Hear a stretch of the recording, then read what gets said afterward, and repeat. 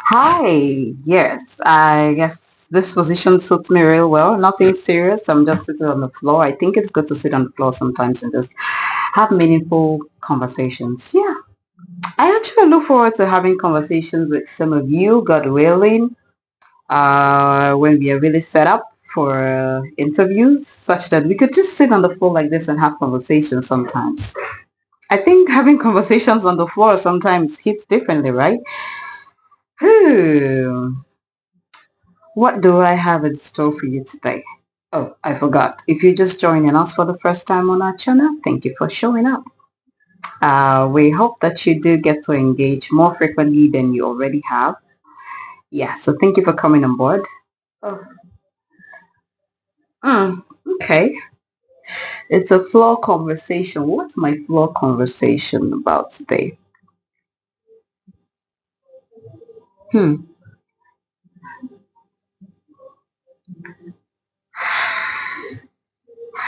I've just taken time out. I don't know about you, but the last couple of days I have been going through some serious thought processing. Remember when you're just in situations, not necessarily in situations though, yeah, because I don't want to make this feel like it's always about a problem or something bad goes wrong and then you decide to reflect. So reflection is something I believe we should always do for time, daily, meditation, thinking, building, just, reviewing our actions and inactions. Yeah. And I've just been thinking about mine and I'm thinking about the journey so far so good, what life has been like. Would I say I've made a lot of progress? Or would I say I have not made a lot of progress? I don't know. But I look at the journey. I look at where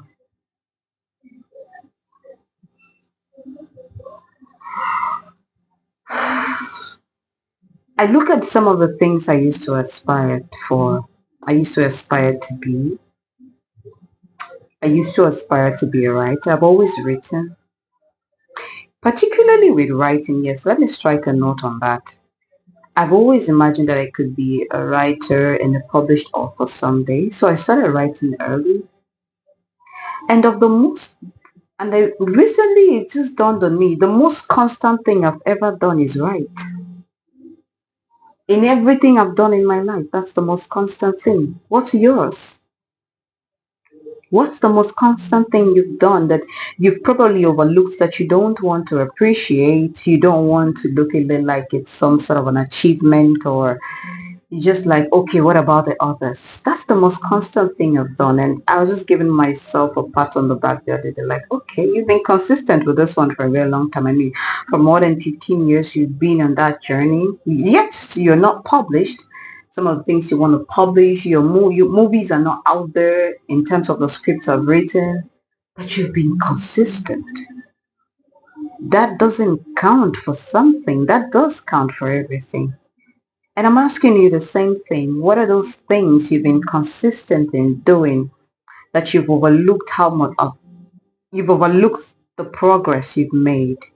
Because I look at the volume of the works I've written and like, whoa. I look at my first attempt at writing and I see how much I've improved.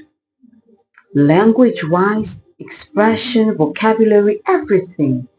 And how sometimes I read some of the works I've written, I'm like, okay, I believe my audience will connect with some of the things I've written here. I believe I've written so plainly in such a way that even the lamest person can grasp a thing or two from it. And then it will mean that I have done my job as a writer.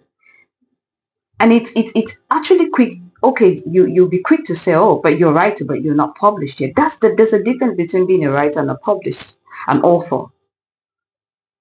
You may write 100 books, 200 books, all sort of things, and if you're not published, you're not an author. That's the major difference between the word writer and an author. Why an author is always a writer is not always an author. Because what makes you an author is that your work is out there for people to read in following certain norms and standards in regards to publishing. Yes. And yeah. It looks like, oh, okay, what's this though? But it's something. I really think it is. I would love to hear your opinions. I don't know what level or what stage of life you're in at the moment and how that makes you feel. Yeah. I do have a lot of people in my life as friends who have really gone ahead. They've gone really, really, really far. Yes, in terms of, I don't know, that some of the dreams we had and all of that, especially in secondary school. But when I look at that, I'm like, okay, everyone's part is different. Sometimes it gets to you, to be honest. Other times you just look at it like, hey, I'm good. It will still work out for the better. And lately I have just been looking at some of the steps that I ought to take, what I'm projecting if Jesus tarries, that if rapture doesn't happen, some of the things that I ought to be doing. They're not necessarily long-term goals, yeah, because we're not going to be here in this world for a very long time. They're not necessarily long-term goals. They're very short-term goals and very simple that you would be surprised what they are. I don't know. I really don't know about you, but I would really love to get your opinions on. Some people call some ages. There are some certain ages they refer to as a time where you have midlife crisis and all. I don't like to box myself in that. I understand that yes, there are stages in life and they're different. But you see, even these stages that we generalize, sometimes it can really be individual, depending on how you've lived, depending on your experiences growing up, because as a child, your life is really shaped from there. Your childhood, your teenagehood, yeah, pretty much of it shapes what happens in your tomorrow. Whether you decide to be better, to become really ambitious, something pushes you to be really ambitious, something pushes you to relax over the things you're supposed to do. There are things that push you there, and those things have backgrounds, yeah. So I don't know what stage of life you're in right now, to be honest. Okay, let me just say this. When I turned in my camera for some minutes ago, about 7 minutes ago, because we're already 7 minutes into the conversation, I really didn't know what I was going to talk about. To be honest, I did not. So this is just as raw as it is. There's no script, there's no planning for this particular video. And I haven't been very consistent on this platform. Yeah. But then I just thought it's a good thing to just come up and just share the way it is. How it how it is happening, not necessarily trying to organize the words, touch them up, make them look really pretty, such that the flaws or the things you feel ashamed or vulnerable about, you don't want to share them. But it's okay. I beat myself yesterday so much over some things that the decisions I made. And then when I looked back at them, I'm like, oh, these were the reasons. And while I was trying to say I could have done better, I could have done better, I realized were I to be taken back to that moment, because I took myself back to those moments, there was really not much I could do. I mean, I'm currently speaking to you. I have lost over how many, some cool millions to um, a farming that I put my heart and soul and everything into. I think that's one of the triggers I've had lately, because I keep looking back like, how did I not see this coming? And I remember in my journal of thoughts, which I was writing, I remember one of the thoughts I penned down was that, how can I, at the age of 30, when this losses started coming in, I said, Rosemary, how can you explain that at the age of 30, you still cannot make good business decisions? What a shame. Like, I spoke to myself. And yesterday I was really, I was really down about it. I suffered. I was doing some calculations, financial projections yesterday, and I'm like, will I even be able to achieve it? Because I looked at how much I've lost and the loans I'm paying off. I've been paying off because of that huge loss that I suffered. And I realized that all the loans I've been paying off, they're not every bit of that money going to different people that I started paying off some months back. It all went to that business. I don't remember really buying stuff for myself, doing anything. I just wanted to focus on it. And in less than a year, everything just went down the drain. I can tell you. I bit my tongue yesterday because while I was doing the projections yesterday, I was like, where will I even get the money to put up something else again? Even as I work in a corporate setting, as I do the 9 to 5 right now, which I didn't envision, to be honest. And I'm like, God, I can't believe it. Even for the least things, I am actually planning for them. I'm writing down for 100 fans, where did this 100 fans go?